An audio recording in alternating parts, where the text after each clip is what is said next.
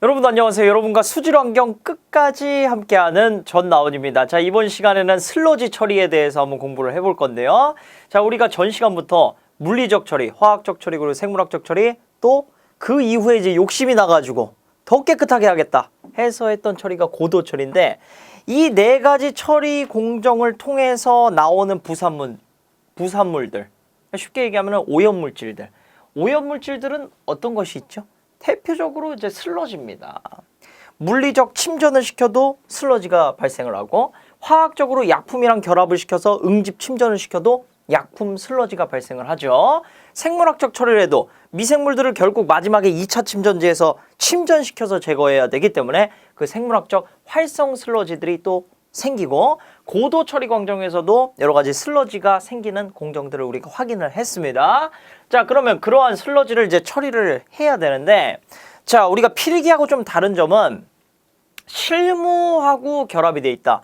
그럼 주로 어떤 거에 포커스가 맞춰져 있냐? 그러면 자, 운전을 할 때 가장 필요한 거는 그 슬러지 처리를 하기 위한 어떤 공법들이 있어야 될 거예요. 그러니까 슬러지 처리하는 여러 가지 방법들이 있는데, 그 방법들에 대한 개념을 알고 있습니까? 이거를 일단 물어볼 거고, 그 다음에는 공법을 통해서 실제로 우리가 처리해야 되는 슬러지 양을 계산할 수 있는, 또는 슬러지가 처리 후에 얼마나 남을 것이냐, 이런 것들을 통해서 소화조라든지 뒤에 만날 여과기라든지 그런 장치들의 면적들을 계산할 수 있는, 계산을 할 수 있어야지만이 처음에 설계를 할 수 있고, 좀 잘못됐다고 하면 여러 가지들을 그 운전인자들을 수정을 할 수가 있겠죠. 자, 그렇기 때문에 이 두 가지를 좀 물어보고 있다라는 겁니다. 가보겠습니다. 슬러지 처리의 목표예요. 자, 이건 기본적으로 개념 파트에서 나올 수가 있는데 잘 출제는 안 되지만 기본적으로 알고 있어야 되는 개념입니다. 슬러지가 나왔어요. 그러면 이제 어떻게 처리하는 거를 좀 목표로 해야 되냐면, 슬러지도 폐기물에 속합니다. 그래서 폐기물 처리의 목표하고 동일한데요. 가장 우선시되는 목표가 바로 감량화예요. 슬러지의 양을 어떻게 하면 줄일 것이냐, 어떻게 하면은 조금 덜 내보낼 수 있을 거냐, 처음에 배출할 때부터 슬러지를 어떻게 하면은 덜 배출할 수 있지, 이거를 고려를 해야 된다라는 거고, 그 다음에 그게 안 됐을 때는 배출이 됐는데 얘를 어떻게 양을 줄여갖고 보낼까, 다른 처리기관으로 보낼까, 그 생각을 먼저 해야 된다는 거고, 그 다음에는 안정화예요. 안정화라는 건 뭐냐면, 자, 이렇게 보시면 됩니다. 이 유기물들을 없애는 과정이다 라고 보시면 됩니다. 왜냐면 자, 저 VS를 제가 유기물로 표현을 했어요. 자, 저 VS가 많아지면은 슬러지 안에 미생물들이 반응할 수가 있어지는 거예요. 그럼 어떻게 되겠죠? 그 미생물들이 반응을 하면서 여러 가지 병원성 미생물도 나올 수가 있고, 그 다음에 공정에서 물이 흘러나온다든가 등등등의 아직 이 슬러지가 다른 상태로 변할 수 있는 가능성이 있다라는 거예요. 그래서 그 유기물을 제거하는 안정화 공정이 필요한 거죠. 안정화 공정의 대표적인 게 이제 소화예요. 그러니까 미생물들을 혐기성 소화조에 넣고 썩혀버리는 거죠. 그럼 미생물들이 거기 있는 유기물들을 계속해서 먹어버리겠죠. 그러면서 유기물이 없으니까 전적으로 안정이 됐다. 이 슬러지가 어떤 상태가 잘 변하지 않는 상태가 된다. 안정화시키고, 그 다음에는 안전화시킵니다. 안전화시키는 거의 목표는 이제 병원성을 띠지 않게 만드는 거예요. 그러니까 어떤 세균이나 바이러스나 그런 병원성 미생물들이 생기지 않게끔 안전화를 시키는 거고, 대표적인 방법으로는 소각을 하는 방법이 있죠. 자, 안전화시키면 완전히 병원균을 다 살멸해버리는 거예요. 또는 소독도 안전화의 공법이라고 할 수가 있겠습니다. 그 다음에 이제 자원화. 이 폐기물을 어떻게 좀 다시 사용할 것이냐. 슬러지 같은 경우에는 좀 많이 활용되는 게 소각의 어떤 연료로 활용이 돼요. 여러분들 이거 좀 의심이 가실 텐데, 아니 슬러지가 무슨 연료예요 하실 텐데, 이 슬러지는 굉장히 유기물이 많은 성분으로 구성이 되어 있기 때문에 유기물들은 대체로 다 타는 성분들입니다. 그래서 거기 있는 수분만 좀 제거를 해주면 충분히 발열량이 좋은 연료로서 좀 활용이 되고, 또는 얘를 계량을 해서 비료로 만드는 이런 식으로도 또 활용이 되죠. 등등등의 어떤 이 폐기물을 갖다가 다시 사용할 수 있는 자원으로 자원화시키는 방법이 되겠죠. 요게 슬러지 처리의 목표 4가지 일단 기본적으로 암기를 해주시고요. 자, 넘어가서 이제 공정을 하나씩 살펴보도록 하겠습니다. 자, 순서대로 제가 좀 준비를 해봤는데 첫 번째로 해야 되는 건 당연히 이제 농축이에요. 농축은 이제 여러분들 어떤 과정이라 보시면 되냐면, 자, 슬러지를 좀 압축을 한다. 액기스를 뽑아낸다. 쉽게 얘기하면 제가 비유를 이렇게 들어볼게요. 여러분들이 감자탕에 먹으러 갔는데 감자탕에 있는 건더기만 먹고 싶어요. 거기 있는 그 고기하고 뭐 시래기 같은 것만 좀 먹고 싶다. 이렇게 생각을 해보겠습니다. 그럼 필요 없는 건 뭐죠, 여기서? 국물은 필요 없다라는 거예요? 그러면은 감자탕에 어떤 국통 안에 들어있다고 하면 국자로 뜰 때 건더기만 쫙 뜰 수 있겠죠. 국물 안 들어오게. 그 과정이 뭐냐면 바로 농축 과정입니다. 그게 바로 농축 과정이에요. 그래서 그게 슬러지의 어떤 이 수분 같은 거는 최대한 좀 배제하고 슬러지만 내가 좀 취하고 싶다 라고 했을 때 하는 과정이 농축이에요. 자, 여기서 국자로 할 수는 없겠죠. 그렇기 때문에 세 가지 보통 힘을 사용하는데 첫 번째는 중력입니다. 그대로 냅두면 슬러지가 무거운 경우에 특히나 잘 적용이 되는데 그냥 가라앉으면서 위에 물은 상등수는 빠져나갈 수 있게끔 만들어 놓는 거예요. 그 다음 슬러지는 밑에 가라앉으면서 쭉 쌓이게끔. 그 밑에 중력에 의해서 농축이 되겠죠, 슬러지가. 이렇게 농축하는 방법. 그 다음에는 부상식 농축입니다. 부상식 농축은 부상, 말 그대로 띄워버리는 거예요. 이 띄우는 거는 당연히 가벼운 슬러지에 잘 적용이 되겠죠. 비중이 물보다 좀 가벼웠을 때는 그냥 알아서 떠 있어요. 그러면은 이런 폭기 시스템을 이용해서 부상조를 이용해서 공기를 이용해서 또는 뭐 감압을 이용해서 위로 띄워버리는 겁니다. 슬러지를. 그럼 띄워버리면은 밑에 있는 물을 빼버리고 슬러지 위에 있는 애들만 취하는 거죠. 이렇게 해서 농축하는 방법. 또는 원심식 농축. 얘는 뭐 어떤 상황이든 간에 상관없이 적용이 가능한 방법이고, 원심력을 이용해서 막 빵 뺑뺑뺑 돌려요. 쉽게 얘기하면 여러분들 그 세탁기 탈수할 때 막 탕탕탕탕탕 돌아가잖아요. 그 원리랑 똑같습니다. 그 짤순이 원리랑 똑같은데 원심력에 의해서 쭉 몰리면서 슬러지 덩어리들은 계속 원심력에 의해서 뭉쳐지고 얘보다 원심력이 약한 물들은 그대로 빠져나가는 이 방법이 원심식 농축이 되겠죠. 그래서 농축의 방법 세 가지 기술하시오 했을 때 중력, 부상, 원심 이렇게 해주시면 되겠고, 요거에 대한 특징은 뭐 어쩌다 나올 수는 있어요. 그래서 제가 표는 좀 기입을 해놨는데 뭐 필기 때 공부한 거랑 똑같습니다. 그래서 그 공부한 거 그대로 갖고 있으면 그대로 푸는 부분인데 갖고 있을 확률이 좀 적죠, 그렇죠? 네, 그렇기 때문에 한 번 더 읽어보게 해주시고 장단점 서로 한번 비교 한번 해주시고 넘어가 주시면 되겠습니다. 자, 그 다음에는 이제 소화를 보시겠습니다. 소화는 유기물을 이제 감소시키는 대표적인 공법인데 많이 쓰는 방법이 이제 혐기성 소화예요. 그래서 혐기성 미생물들을 이용하기 위해서 완전히 산소가 배제된 상황으로 이제 슬러지를 투입을 합니다. 그럼 이제 혐기성 미생물들이 이 고농도의 슬러지들을 막 분해를 하죠. 혐기성 미생물들은 이제 고농도도 잘 처리를 하니까. 자, 그렇게 해서 쫙 제거가 되면 거기 있는 뭐만 제거가 되겠어요? 유기물이 제거가 되고, 그러면서 이제 미생물들이 또 뭘 이용하냐면 물도 이용을 하기 때문에 물도 뭐 만들어지는 경우도 있겠지만 물도 좀 어느 정도 제거가 되면서 유기물하고 이제 수분이 제거되는 공법이다. 이렇게 좀 보시면은 되겠습니다.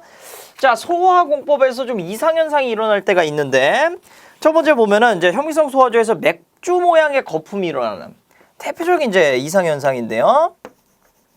자, 맥주 모양의 이제 거품이 일어나는 경우가 있는데 보통 우리가 거품이라고 생각하면 수질에서 어때요? 굉장히 부정적인 인식이죠. 여기서도 마찬가지로 굉장히 안 좋은 현상이 나왔다는 그런 증거인데, 자, 맥주 모양의 거품이 발포가 된다고 하면은 이때는 유기물이 너무 적게 투입되거나 또는 교반이 충분하지 않거나 온도가 떨어지지 않거나 슬러지가 부족하거나 스컴이 퇴적되는, 여기서 스컴이라는 건 뭐냐면 슬러지가 그냥 쌓여가지고 완전히 썩어서 굳어버린 거예요. 그런 것들은 완전히 좀 오래된 애들은 다 빼내줘야 되는데 슬러지들을 굳어버리는 그 스컴이 퇴적되면 발생을 합니다. 자, 그렇게 되면 어떻게 되는 거예요? 미생물들이 잘 살 수 없는 조건이 됐다라는 겁니다. 쉽게 얘기해서. 그래서 밥이 잘 안 들어오거나 유기물이 밥이 너무 많이 들어오거나 유기물이 그래서 막 체한 거죠.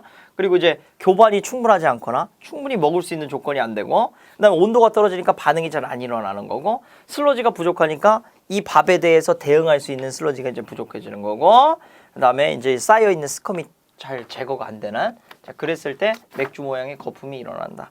이 인자들은 여러분들 뭐 맥주 모양의 거품이 발포됐을 때 원인이 무엇인가? 원인을 뭐 3가지, 4가지 쓰셔야 했기 때문에 요거 그대로 좀 기억을 해주셔야 됩니다.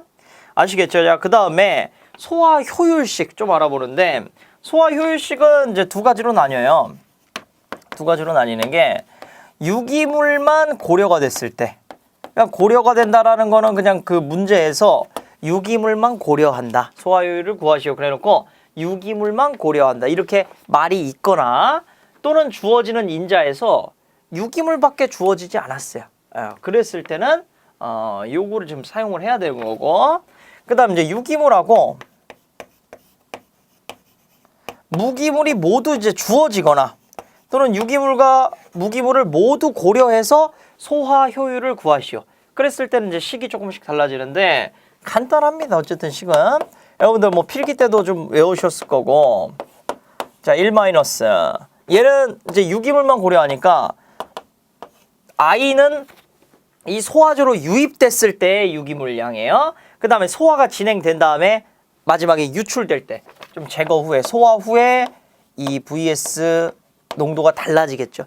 작아지겠죠. 네, 그만큼이 당연히 소화율이 되겠고, 퍼센트로 나타내기 위해서 100을 곱해줍니다. 자, 이렇게 좀 표현할 수가 있고, 유기물하고 무기물을 동시에 고려를 한다. 그러면은 뭐 간단하게 여기에 이제 VS I인데 이거를 FS에 대한 B로서 산출이 됩니다. 그 다음에 여기도 VS O인데 여기도 FS에 대한 VS로 산출이 된다는 거. 여기에 이제 곱하기 100 해가지고 이렇게 소화 효율을 구할 수가 있겠죠. 됐나요? 네, 이렇게 2가지씩 꼭 외워주셔야 되고요. 자, 그 다음에 이제 계량으로 넘어갑니다. 자, 계량 공정을 조금 이해를 어려워하시는 분들이 있는데, 탈수성 개선이고, 여러분들 이렇게 생각해 보시면 돼요. 자, 제가 감자탕으로 계속 예를 들겠습니다. 왜냐하면 이 슬러지로 하면은 여러분들 조금 뭐 비위 약하신 분들은 좀 어려울 수도 있기 때문에 제가 그래서 감자탕을 하는 거예요. 네. 선생님 감자탕을 하니까 더 비위가 안 좋아지는데, 슬러지 얘기하면서. 그럼 뭐 어쩔 수 없습니다. 제가 더 이상은. 자, 감자탕으로 그냥 할게요. 자, 감자탕으로 처음에 뭘 했냐면 농축을 했죠. 건더기만 쫙 걸러냈어요. 그 다음에 소화를 시켰죠. 얘를 그냥 산소가 없는 데다가 썩혀버린 겁니다. 그러니까 어떻게 돼요? 거기는 유기물들이 쫙 빠지죠. 수분도 어느 정도 빠져나가고. 근데 아직 수분이 있습니까? 없습니까? 짐작되는 게 아직 있겠죠. 그렇죠? 아직 있겠죠. 유기물도 아직 좀 남아있겠죠. 자, 그러한 상황에서 썩으니까 어때요? 막 찐덕찐덕한 상황이 되겠죠. 근데 여기 있는 수분을 다 빼려고 하는데 바로 탈수기로 눌러버리면 찐득찐득한 그런 유기물하고 수분이 엉켜있는 상태이기 때문에 수분 제거가 굉장히 어려워요. 그래서 탈수를 하기 전에 탈수성을 개선하기 위해서 그 찐덕찐덕한 것을 없애기 위해서 하는 공정이 계량입니다. 계량. 그래서 계량 공정을 보시면, 자, 열로 한번 쪄버리는 거예요. 그럼 어떻게 되겠죠? 찐덕찐덕하게 그런 젤리처럼 결합되어 있던 유기물과 물들이 분리가 되는 거예요. 그렇죠? 그 다음에 응집제를 주입해도 이 유기물들이 침전 제거되니까 분리가 되겠죠. 또는 세정해서 물로 쫙 씻어버리면 그 덩어리 자체가 없어져 버리겠죠. 그러면서 그 슬러지 안에 있는 속 안에 있는 수분만 지금 존재하고 있는 상황이 되는 겁니다. 이해되셨나요? 그래서 계량이라는 건 뭐예요? 유기물하고 물을 분리하는, 또는 그 덩어리들을 완전히 결합되어 있는 덩어리들을 제거해버리는 그런 공정이라고 보시면 됩니다. 그래서 결국에 우리가 목표가 계량을 해서 탈수성을 개선하는 거고, 이러한 공정들을 통해서 그게 좀 이루어진다는 겁니다. 그 다음에 넘어가서 이제 탈수가 진행이 돼요. 탈수가 되면 뭘 하는 거죠?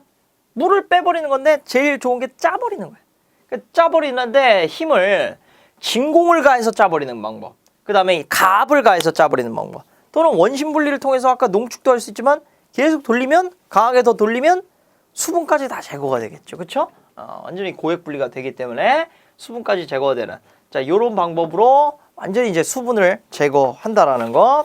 그렇게 이제 수분이 다 제거되면 완전히 좀 건조된 이제 슬러지가 됐죠. 그 슬러지를 갖다가 우리가 뭐라고 얘기하냐면, 자, 여기서 만들어지는 걸 슬러지 케이크라고 합니다. 케이크. 제가 이거 저도 공부할 때 이게 좀, 야, 무슨 이런 단어를 써나 했는데 그냥 적합해요. 여러분들 케이크의 그 식감 아시죠? 포슬포슬한 슬러지라는 그런 식감으로 만들어 버린다는 겁니다. 자, 오늘 뭐 여러분이 너무 상상하시면 힘들어요. 이거 수업 듣기가. 너무 상상하시면 이 지금 비위가상에서 힘든데 수업 듣기가. 근데 환경이는 그런 것도 우리가 버텨낼 수 있어야 됩니다. 왜냐면 우리가 그걸 감내해야지 깨끗하게 만들 수 있는 거 아닙니까? 그렇죠? 그리고 우리가 사명감이고 어쨌든 자 그런 케이크의 형상으로 바꾸는 거예요. 포슬포슬하게 물이 빠지니까 어느 정도. 근데 완전히 좀 빠지진 않죠. 그 상태가 뭐 진공력을 하거나 가압력을 하거나 원심 분리 한 다음에 이제 나오는 게 이제 슬러지 케이크이다. 이렇게 보시면 되겠고.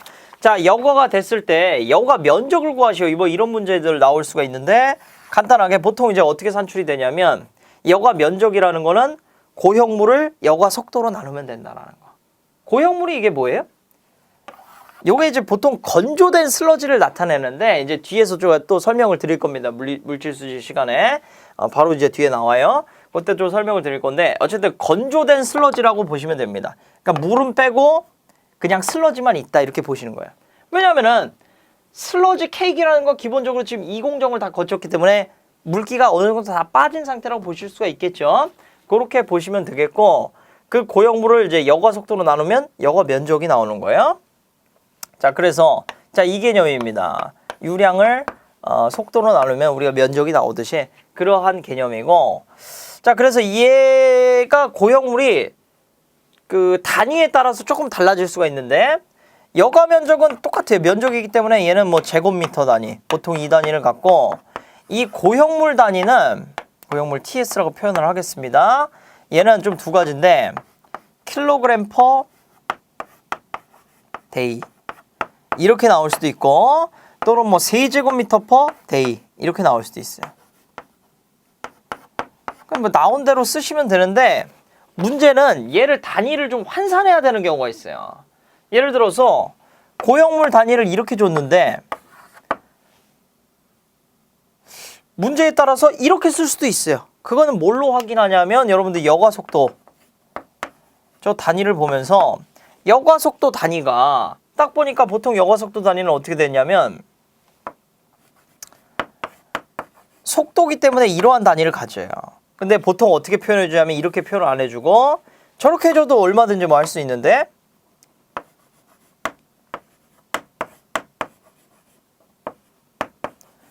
자 이렇게 표현을 해줍니다. 이렇게 이해되시나요? 이런 식으로 표현이 된다라는 거예요. 자 이런 식으로 표현이 되고 또는 어떻게 표현되냐면 자 이런 식으로 표현돼요.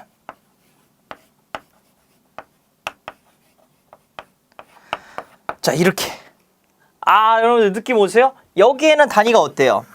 여기 지금 세제곱미터를 받고 있으니까 요 단위가 왔을 때는 고형물 단위를 세제곱미터로 맞춰서 끊어줘야 된다라는 거고 요 단위가 왔을 때는 고형물 단위를 킬로그램으로 맞춰서 끊어줘야 된다는 거고 하실 수 있겠죠? 그럼 우리가 원하는 어쨌든 여과 면적 단위 제곱미터 단위가 나올 거 아닙니까? 데이라는 건 어차피 끊어지는 거고 그쵸?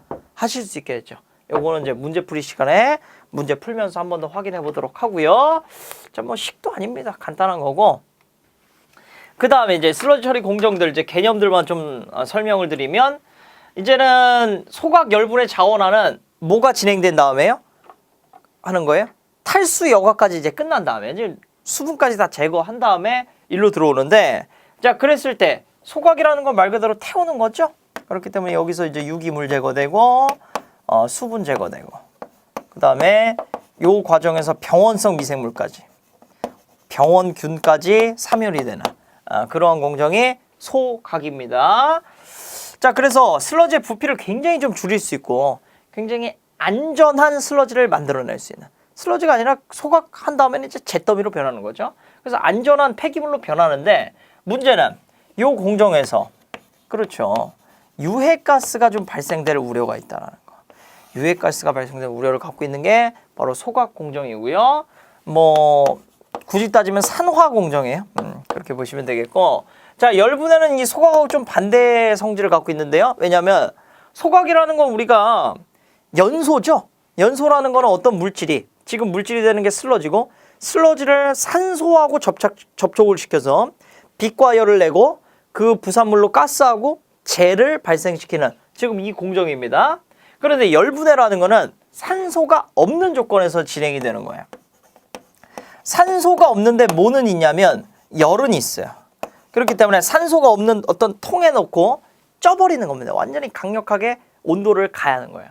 그러면 어떻게 되겠어요? 슬러지가 녹아버리겠죠.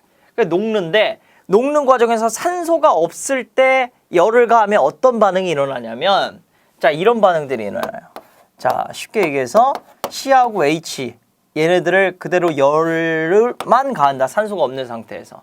산소가 있었을 때는 O2가 존재할 때는 얘네들이 C가 산소하고 결합되면서 CO2, H가 결합하면서 H2 이런 식으로 만들어내지고 여기 안에 얘네만 있으면 상관이 없는데 여기에 뭐 황이라든지 아니면 뭐 열로 인해서 생기는 뭐 질소산화물이라든지 뭐 등등 뭐 염화물이라든지 뭐 등등등의 유해 물질이 있다고 하면은 그 유해 물질들이 다 유해가스 이렇게 배출이 돼요.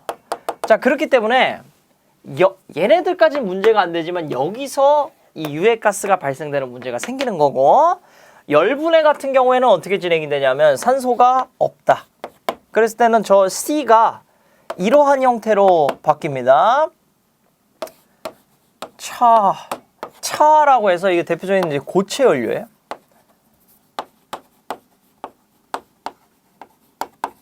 고체 연료로 바뀌고 또는 오일로 바뀌어요. 이때는 뭐 탄소하고 수소하고 같이 결합해서 이제 만들어지는 경우가 많죠. 대표적인 액체 연료로 바뀌어요. 그 다음에 메탄 또는 뭐 수소가스, 뭐 CO2도 나오지만은 얘는 좀 제외를 하고 지금 여기서 맥락에서 벗어나니까 기체 연료로 만들어지는 거예요. CO2 안 만들어지는구나. 죄송합니다. 착각했어요. 자, 이렇게 해갖고 자, 보세요. 열분해는 이런 연료를 만들어내는 반면에 얘는 열은 발생을 시키지만은 연소하면서 열은 발생을 시키지만은 유해가스가 나올 우려가 있다라는 거죠. 대신에 그래서 이런 아주 유용한 부산물 대표적인 게 이제 연료들이죠. 얻을 수 있는 반면에 이 열분해는 반드시 보조 연료가 필요해요. 이게 아이러니한 겁니다. 그러니까 연료를 만들어내는데 연료가 들어야 돼요. 그래서 그 경제성을 좀 잘 따져서 시행이 돼야 되는 공법이 되겠고요. 그 다음에 자원화 같은 경우에는 이제 비료를 만드는 게 되겠죠. 대표적으로 비료라든지 이제 연료를 만드는 방법이 되겠습니다. 그래서 뭐 중요한 파트는 아니에요. 수질에서. 그래서 한번 읽어보기만 해주시면 되겠고요. 자, 그 다음에 대망의 이제 물질 수지로 가겠습니다. 자, 이 파트에서 이제 시험 문제 내기가 너무너무 좋죠. 그렇기 때문에 잘 한번 살펴보도록 할게요. 자, 보시면 슬러지의 일단 구조를 좀 먼저 복습을 하고 들어가겠습니다. 구조는 우리가 필기 때도 했고 필기 때 개론서부터 했다가 또 방지 기술에서 또 했다가 지금 이제 실기 와서 또 하는 거예요. 자, 다시 한번 복습. 슬러지는 뭘로 이루어져 있죠? 고형물하고 물로 이루어져 있습니다. 그 다음에 고형물은 또 뭘로 쪼개지죠? 그렇죠. 유기물하고 무기물로 쪼개집니다. 여기에 물이다라고 할 수가 있어요. 자, 이게 기본적인 슬러지의 구조이고요. 자, 건조, 탈수, 농축을 했을 때 뭐가 변하냐? 농축, 건조, 탈수를 했을 때는 뭐가 바뀌는 공정이냐면 물만 빠져나가는 공정이에요. 그래서 수분량의 변화만 있을 뿐이지 고형물은 그대로입니다. 그래서 그걸 표현을 해보면 자, 얘가 초기의 슬러지예요. 이거는 건조나 탈수나 농축을 하기 전에 슬러지. 건조나 탈수, 농축을 한 후에 슬러지. 무슨 차이가 있냐면 여기서는 수분이 변한다라는 거죠. 자, 그렇기 때문에 SL1하고 SL2는 뭐는 같냐면 고형물의 양은 똑같아요. 그렇죠. 공정 전후에 고형물의 양은 똑같기 때문에 TS1과 여기 안에 들어있는 TS2는 같다라고 할 수 있습니다. 그걸 통해서 어떤 식 만들어졌죠? 이 필기 때 여러분들 많이 공부하셨을 텐데 그렇죠. SL1 1 마이너스 수분 함량의 1. 이거는 이제 1을 쓴 게 첫 번째 초기 슬러지의 수분 함량이라는 거예요. 1 마이너스 수분 함량을 하면 그만큼이 뭐예요? 수분을 다 뺀 거예요. 슬러지에서 수분을 다 빼니까 이건 뭐가 됩니까? 고형물이 되는 거죠. 그 다음에 이쪽도 SL2 1 마이너스 수분 함량 빼주면 이거는 얘도 곱하니까 고형물이 되는 거죠. 그쵸? 자, 이렇게 할 수가 있다라는 거예요. 그래서 이러한 물질 수지를 통해서 기본적으로 우리가 구해낼 수 있는 게, 자, 여기 뭐 예를 들어서 건조나 탈수 농축 전에 슬러지 양이 있다. 그 다음에 건조 탈수 농축 전에 수분 함량이 주어졌다. 그리고 건조 탈수 농축 후에 봤더니 함수율이 얼마로 줄어들었대요. 자, 그렇게 줄어들었을 때 건조 탈수 농축 후에 슬러지의 양은 얼마인가 구할 수가 있겠죠. 그러한 거 기본적으로 하나 해낼 수가 있겠고. 자, 그 다음에는 이제 소화, 소각, 열처리 물질 수지예요. 소화나 소각, 열처리를 했을 때는 뭐가 달라지냐면 TS도 변합니다. 왜 그러냐면 이 공정에서 변하는 게 VS가 감소하고, 그쵸? 그 다음에 물도 일부 감소하기 때문에 이 두 가지를 다 생각을 해봐야 된다는 거예요. 자, 그러면 우리가 목표되는 거는 이번에는 소화, 소각, 열처리 전에 슬러지가 있어요. 그렇죠? 그 다음에 소화, 소각, 열처리 후에 슬러지의 양을 구하고 싶어요. 그러면 이거는 어떻게 산출하면 되냐면, 자, 보실게요. SL2도 뭘로 이루어져 있죠? 그렇죠. VS, FS, W로 이루어져 있습니다. 근데 여기서 우리가 알아야 되는 거는 어쨌든 저 소화나 소각, 열처리를 해도 뭐는 불변이에요. 여기 중에서. 그렇죠. 얘는 불변이잖아요. 그렇기 때문에 FS는 그대로 공정 전후가 동일합니다. 그거를 딱 기억을 하고 어떻게 구하시면 되냐면, 자, 문제에서 이렇게 줄 거예요. 뭐 소화율은 60%다. 그래서 유기물의 60%가 소화가 됐다. 그러면 자, 초기에 저 SL1에 있던 유기물을 VS1이라고 해보고 FS1이라고 해보고 그다음에 W1이라고 한번 해볼게요. 자, 얘가 예를 들어서 뭐 10이라고 한번 해볼게요. 근데 60%가 소화가 됐다. 그럼 얘는 얼마로 바뀌는 거야? 4로 바뀌겠죠. 60%가 소화되고 4만 남았을 거 아닙니까? 그쵸? 그럼 4가 뭐예요? VS2라고 할 수 있겠죠. 소화, 소각, 열처리 후에 이 VS는 4가 된 겁니다. 그렇죠? 그 다음에 FS는 그때 봤더니 5래요. 그러면 얘는 공정 전후가 동일하니까 2도 그대로 5겠죠. 그죠? 네. 그 다음에 수분 함량을 보니까 수분 함량이 예를 들어서 처음에 이거 딱 보면은 85 되겠네요. 85. 근데 수분이 뭐 10만큼 감소를 했더라. 그래갖고 뭐 75가 됐대요. 그럼 75 하시면 되겠죠. 그대로 다 더해주면은 이 공정 후에 소화, 소각, 열처리 후에 슬러지 양이 나오겠죠. 그렇게 구할 수 있고,